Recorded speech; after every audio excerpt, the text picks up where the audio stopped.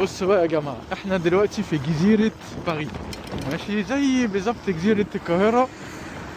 احنا دلوقتي حرفيا جوه الجزيرة، يعني زي ما انتم شايفين المية اهو على الجنب، ماشي، طريق الناحية التانية، واحنا جوه الجزيرة دلوقتي.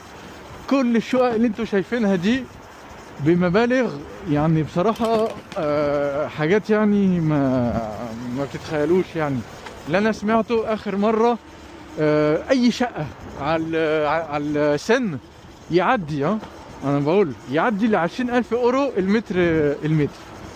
فتخيل بقى عندك 100 متر هتدفع قد ايه.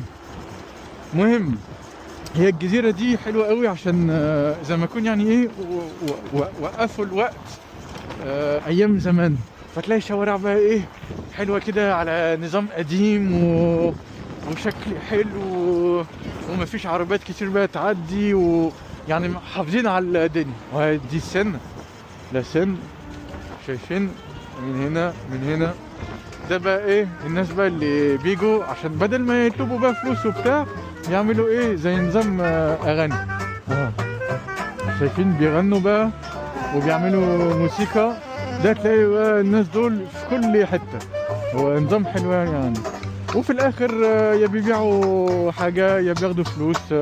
المهم يعني ايه بيستفيدوا بالدنيا. يلا سلام.